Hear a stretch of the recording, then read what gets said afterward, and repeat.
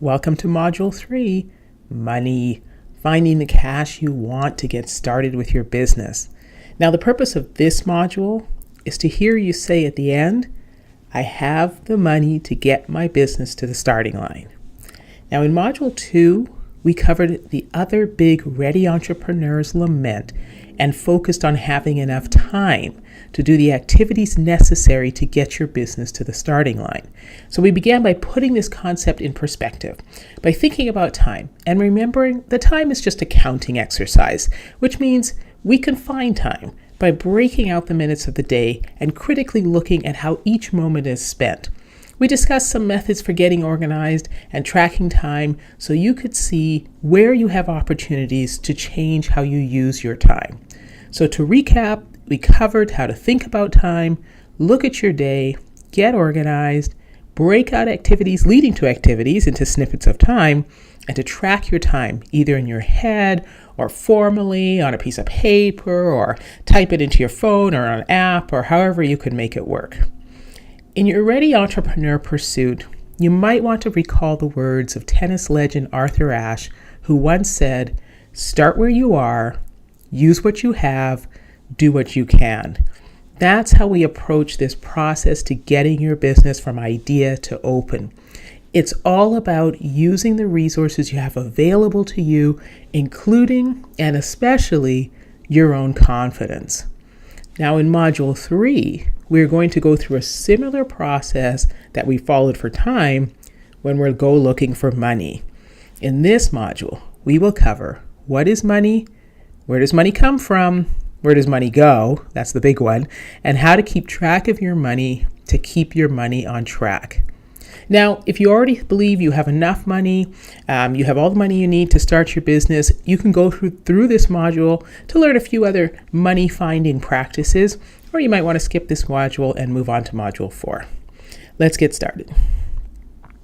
In Module 2 on time, I said I like the big picture so we can reduce these hairy, scary topics down to itty-bitty good habit practices that we can implement for the long term. So my favorite definition of money is the official economics definition, we'll call it, which is money is a medium of exchange or a unit of accounting and a store of value. You can look at it in any of those ways. Most of us use money as a medium of exchange. So one person gives money in exchange for something that someone gives to you. But behind that definition must be a level of public trust. You can literally say money is worthless when no one will accept your currency as a medium of exchange. So that really means that money is whatever we, the functioning society using it, says it is. It's what we believe. How we use money and how we accept money is based on our own beliefs. So let me give you an example. When I was growing up, and probably still today, I'm guessing, you could shop with Canadian dollars in the state of North Dakota, which is in the United States, on the border with Canada. There are more people in the closest Canadian provinces than there are in North Dakota. So merchants in North Dakota accept Canadian dollars. It's good business practice for them. But if you want to use the Canadian dollar down in, say, Mississippi, the merchants are unlikely to accept the currency. They can exchange Canadian dollars within the U.S. banking system, but my guess is they would not recognize the currency and therefore they would not accept it. So the Canadian dollar is a practical medium of exchange in one U.S. state, but not in another, even if the states operate under the same banking system. So you're like, okay, what is this tangent? Why are you telling this story? Where are you going with this? What I want, the reason this story is in here is because I want to be able to explain that money is not mysterious or special or elusive or unreachable. It is whatever people want to believe. If all the people in the world decided tomorrow that lollipops are a valid medium of exchange, we would use lollipops. Now, it's not a great idea, since people would eat the currency, but you get the concept. Money is what the users of currency believe. So your belief system attached to money is going to define whether you actually have money. Now you may be thinking, wait. If I have a dollar, I have a dollar. If I don't, I don't. And that's a physical or nowadays more a digital fact of whatever the number is in your bank account. It's true. Okay. But as we go through this module, you might find that if you change your belief system about money, you have more dollars than you thought you had, which is, of course, exactly what you want so that you can find the money for your business. For you as a ready entrepreneur, money is to be identified and repurposed for value. It is your medium of exchange for items you need to get your business going. And finding money is not an insurmountable obstacle to your success. Now you may be thinking, okay, I have some money, but I need lots and lots and lots of money to start my business. So maybe you do. We don't know what all the business ideas are right now. And we'll cover external financing in later modules. But you can get started on building your business at any point, and maybe the money you need to begin the process is well within your grasp and it's just not yet been uncovered.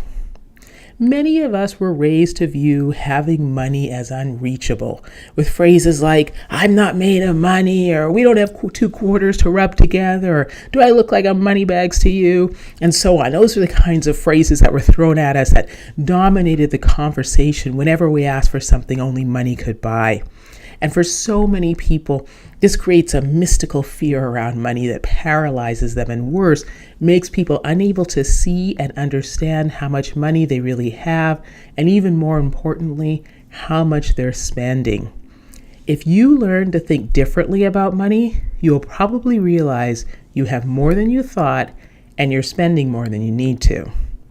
The average American worker in 2015 earned about $48,000 a year, and the average adult lifespan is between, say for men and women, about 79 years. So assuming the average person is employed from age 22 to age 65, that's 43 years of working. And let's give that annual earning per year over those 43 years to our worker, who in this scenario earns $2,064,000 during a lifetime. Now, if I said to you on your 22nd birthday, here's $2 million, do you think you could live comfortably on that money for the rest of your life? Maybe even use a portion of the money to start your business? I'm guessing you'd say yes, because $2 million handed to you at one time appears to be much more than $2 million handed to you over 43 years. Yet that money, the store of value, is exactly the same. So when you delay your entrepreneurial plans to say, maybe I'll start a business if I have the money, what are you really saying? Are you saying, I literally do not have $1? Or I have so many upcoming bills and expected payments, or I have to be ready in case something bad happens, or I've put away anything extra for retirement. I'm not willing to repurpose my spending towards my business. Just as we spoke about in Module 2 on time, a ready entrepreneur has to be prepared to make trade-offs. And just like with time, the money trade-off is for your very specific business launch goals. As we mentioned previously, you may also be saying you don't have enough money. Like, you have some money, you can scrape up a few dollars here and there, but it's not enough for the grand business you have in mind. You may be concerned about the amount of money you need based on the business idea and how it will be developed. If your plan is to open a restaurant or a store, you'll probably need more money up front than a person starting a business online, unless the online business involves manufacturing and delivering a product. If you are focused on starting a business requiring a large initial investment, you still have many other tasks to do. You will have administrative, operational, marketing costs before you even open your doors. You may have costs associated with attracting investors and making presentations. In other words, saying the amount of money you want is so great you're not going to be able to start your business is a deflection. You can start with the money you have. This module is about helping you identify money from your own resources to begin moving forward. The practice we are going to develop in this module is for you to determine how much you want to spend or need to spend to get your business to the starting line. And then you're going to identify the amount of money to use and use it for the business instead of for other purchases. To get to this point where you have the money to start your business, let's look at where money comes from. Now, for most of you, your source of money is a wage or salary paid by an employer. That's what I'm guessing. Most people are working. Some of you may also receive commissions or bonuses depending on the type of work you do. If you are an investor, you could be receiving dividend payments. Some of you have government assistance. Some receive legally mandated payments like alimony or civil settlements and claims. Some may already have business revenue, lottery winnings, insurance payouts, rental revenue, royalties, quarter jar you've had your whole life, birthday, wedding, graduation gifts. I think you get the idea. Money also comes from credit card rebates, interest earned on accounts, coupons, discounts, refunds, and reimbursements. You have different sources of money available to you. Part must go to expenses, but the rest can be directed towards your ready entrepreneur goals. To find out how much is available for your goals, let's identify where your money goes. Let's look first at the broad expense categories. Money in general, and always when we're talking about these issues, we're talking about in general and the average person and how we assume you're going about your day. Money is spent on fixed, operating, discretionary, and financial expenses. Now, be warned, we're going to target all of your discretionary expenses and portions of your operating and financial expenses to find the money to start your business. So let's define these categories. Fixed expenses. Those are generally the long-term regular amounts you are legally obligated to pay even if you die. So that's taxes, always, mortgage, utilities. Those are basically the bills in this category. We're not going to consider your fixed expenses in this money finding practice. We know that there are many ways you can reduce costs here, like refinancing your mortgage payment, but there could also be penalties. So if you're going to look at your fixed expenses, make sure you check the options closely if you decide to find money in this category. Operating expenses are what I like to call what you have to pay to continue to function as a civilized human being. So this would be your food, your clothes, personal care products, household products, grooming costs, healthcare, prescriptions, transportation, all the related expenses like gas and car maintenance and insurance. Also, anything you have to pay to make money. So expenses that are 100% related to having your job, such as your annual professional license fees or your uniform costs. Those are all operating expenses. And here, within your operating expenses, you have an opportunity to find money. And we'll get into those details a little later. Discretionary expenses are the things you spend money on, but you do not need to buy to survive, like movie tickets and tuition and games and decorations and electronics and charitable donations and gifts and vacation travel. Now, I'm guessing some of you are thinking, wait. Those are all of my favorite things in the world to buy. And I know this because I got the list for my own expenses, and I totally agree. But discretionary expenses are also the key money-finding target for those who say they do not have any money to start their business. Okay? Financial expenses. Now, this is what I call the cost of having money. These are your bank account fees, your transaction fees, interest payments, and credit card annual fees. Those are all in this category. Anything you're paying for because you actually have money is a financial expense. And all spending in all categories refers to money you pay for yourself and any person or pet or other breathing entity you are supporting. So, for example, your clothing costs are the amount you pay for everyone's clothes. Now that we understand this broad categories, the broad categories of expenses, fixed, operating, discretionary, and financial, in the next video, we're going to get down into the details about where this money is going and how you can track these expenses to find the dollars you need to work on your business. And forewarned again, we're going after your discretionary expenses, so be prepared. The trade-offs, don't forget the trade-offs. Okay, here's what we've covered so far. Money. Money is whatever we say it is. It is a medium of exchange. if someone is willing to trade. So do not be afraid of the concept of money. You need to root out those old fears about money and get it down into basics. What are the sources of money? Those are the ones we identified, and understand where the money is going through what you're spending in those major expense categories. Your beliefs about money govern how you see and use it. So changing how you think about money is a practice designed to help you get your business up and running. In video 2 of module 3, we're going to get into more detail about where the money is going and put a tracker on the cash so it can be turned around and put to work for you and your business. We'll see you in the next video, which will be module 3, video 2. This is module 3, video 2, and we are talking about money, finding the cash you want to launch your business. So at this point in the Ready Entrepreneur process, we are going to identify where you may have money ready to invest in your own business. So in the first module, we discussed what is money and where is your money coming from.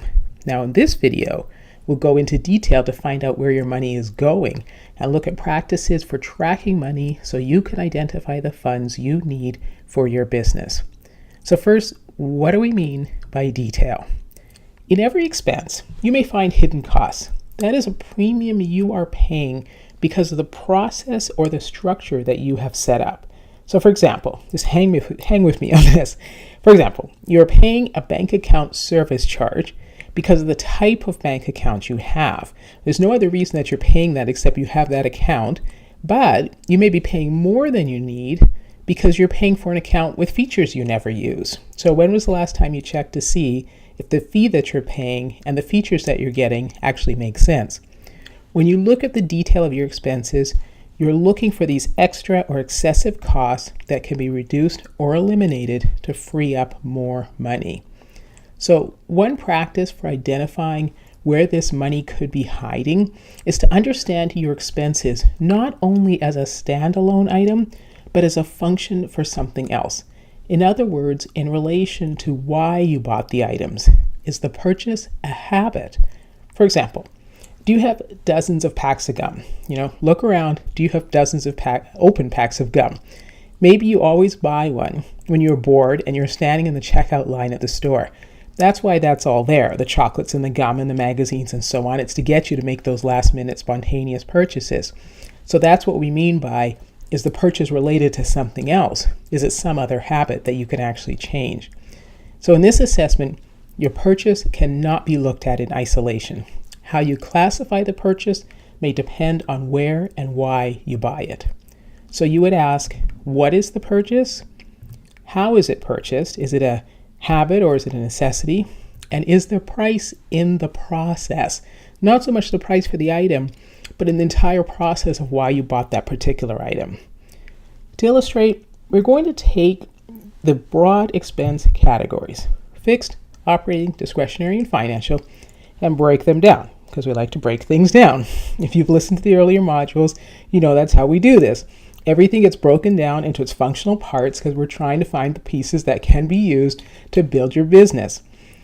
So if you don't think it sounds like fun, just hang with me. Now, I think you might find that when you look at your spending from a different angle, you realize there are a few things you can change, which means there's money for your business. And that's all we're trying to do here. Find money for your business from the resources you already have. Always remember why you are looking for this money. You need free cash to start your business. This module is about helping you find the money.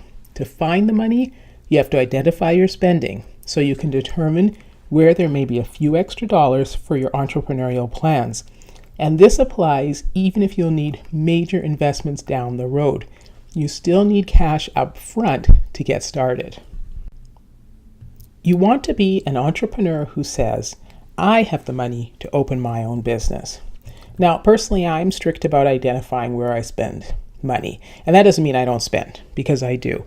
But I found that when you are disciplined about identifying your expenses, you actually self-correct. You reduce your spending based on your realization of where and why you are spending money. Self-correcting has a dictionary definition too. In Merriam-Webster, the term means correcting or compensating for one's own errors or weaknesses. We know what those weaknesses are. That's your discretionary spending. So when you are able to carefully look at what you are doing and automatically make adjustments to the spending, you're accomplishing the objectives of this practice. Identifying and self-correcting is possible when you track your personal expenses. Now you can track a dozen or hundreds of individual personal line items, which may sound oppressive, and it is, but it's really, that's the total number of line items you're tracking is not important. It's really about wanting to make sure you're being honest about spending. So if you'd like to get a closer look at a personal line item expense spreadsheet, I'm making available my top secret personal line item and categories tracker spreadsheet without the numbers, but you can download and review the details at the end of this module, and you can see how finely you can break out your spending. Through the tracker, we want to illustrate many examples of where you might also be spending money. Now, some of you might have forgotten items you are paying for, especially if you use automatic payments through your bank or your credit card. So you need to be aware of those purchases and find out if you still need to be making them. And the spreadsheet also includes expenses that have come up over time, like education, tuition, and books, which are only applicable for a few years.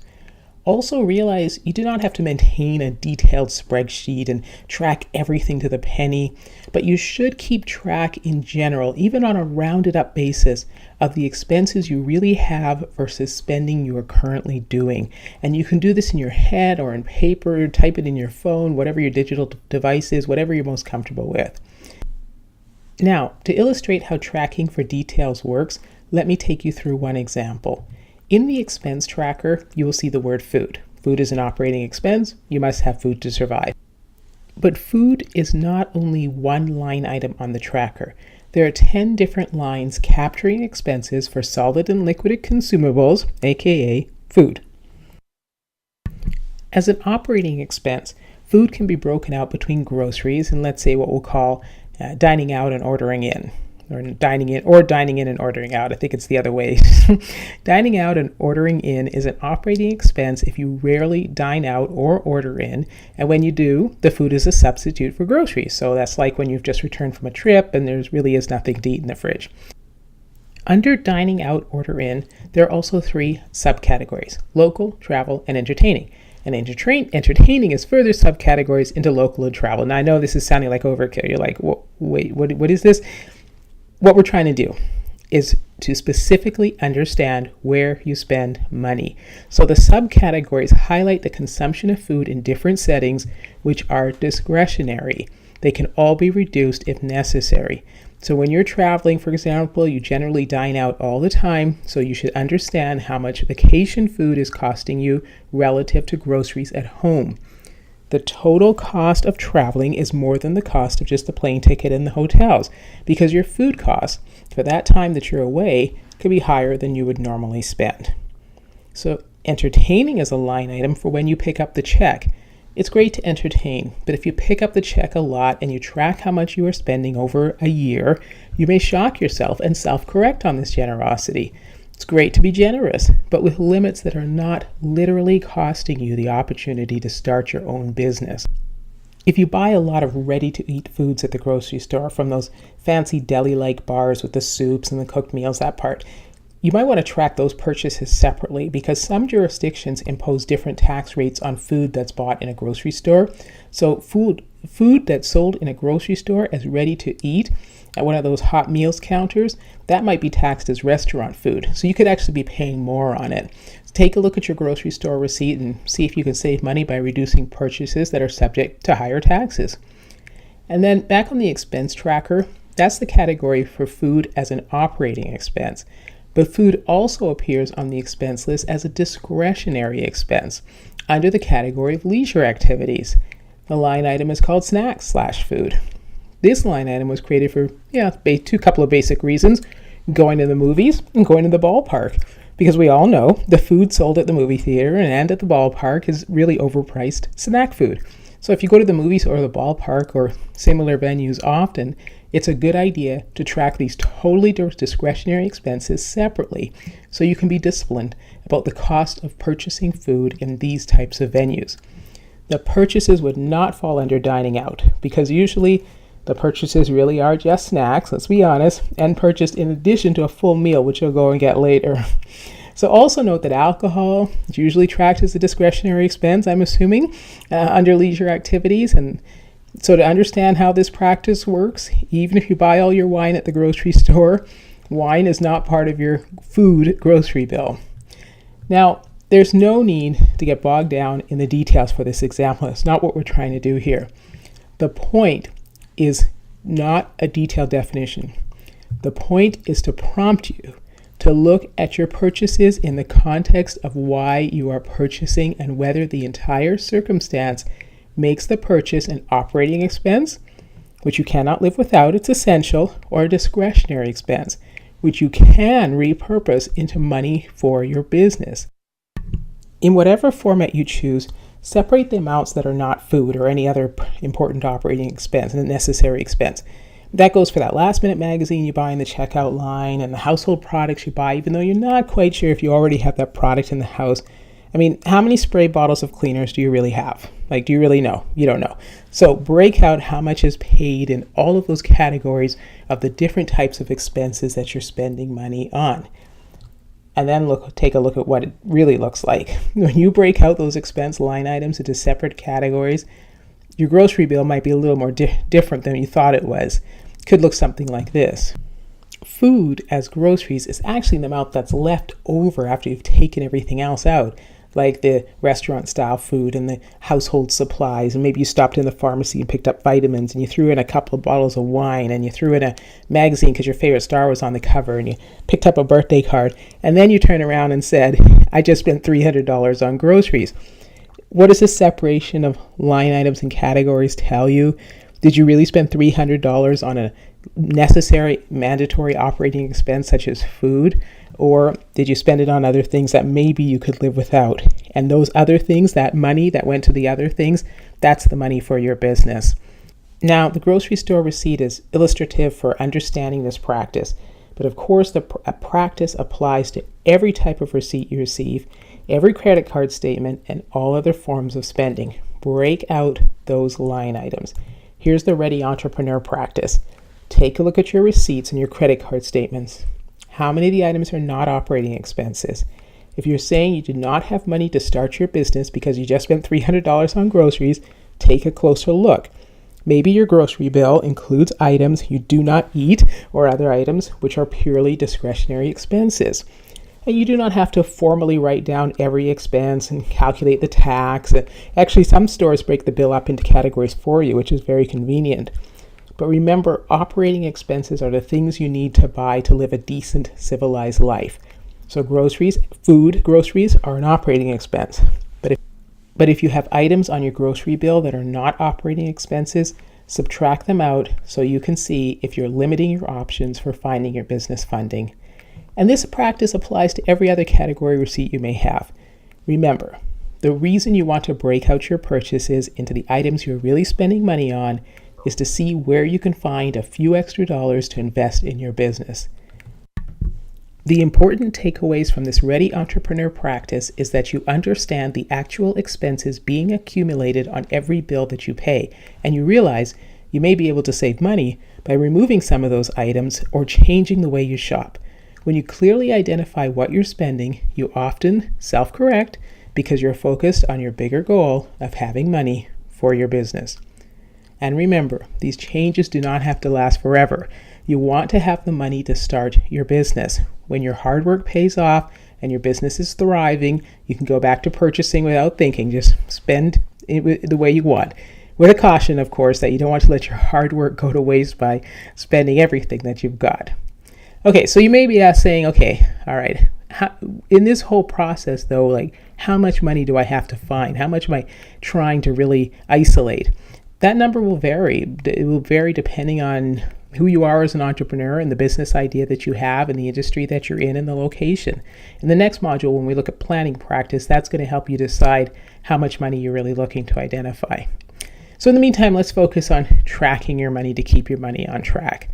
In this video, we are covering how to find the money to start your business by looking at the details behind your spending and highlighting the purchase line items you can identify to help you find extra funds.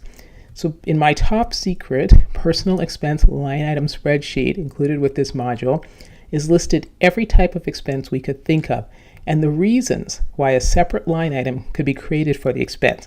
Because when I first started this practice, tracking, I had like 3 line items: rent, food, and other.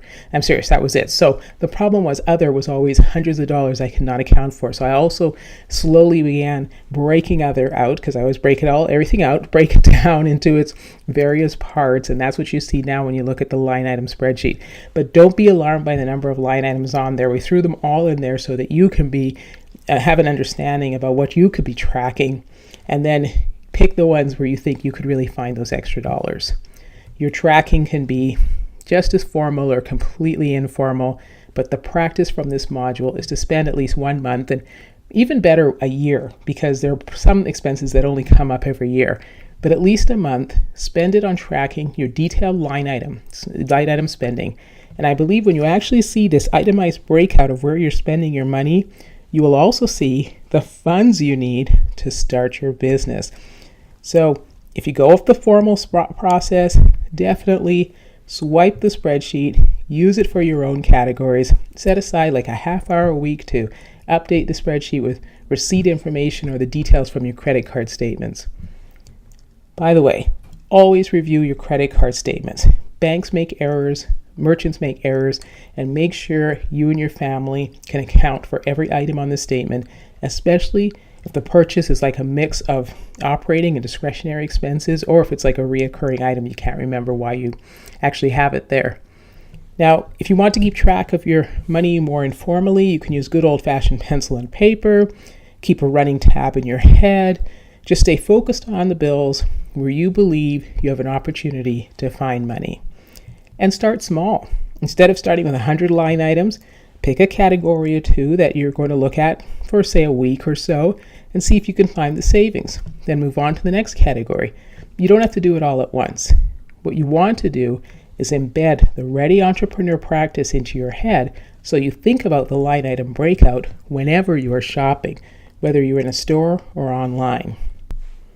If you're wondering where you will get the time to manage this practice, go back to Module 2, have a look at the time finding practices again, and use a half-hour block you identified in that module for your money finding practices in this module. Okay, however you approach these money finding practices, you will find the money you need to get started on your business. If you know you cannot start your business without major financial investors, implement this practice anyway. There will be activities you need to complete before you can begin asking others for money. So if you show you're willing to invest in yourself by using your own money for startup activities, and you did not start asking for money until you hit the point where you needed major investment, then you are demonstrating a level of responsibility and self-reliance which investors will likely find pretty impressive. And if you're comfortable sharing how your spending discoveries are finding money all over the place for your business, please go ahead and put a comment in the box under this video. Maybe your tip will help another ready entrepreneur. Okay, that was a lot to absorb. That's tough stuff, money, a lot of information there, but we know you will put the practices into place and identify the funds you need. So let's summarize where we are in this module. Module 3 was all about money. It was finding the cash you wanted to get started. So we reviewed what money is, which is nothing scary, nothing to be alarmed about. We looked at the sources for money. Where does money come from? The sources for your expenses, so where does money go? And tracking money to keep your money on track.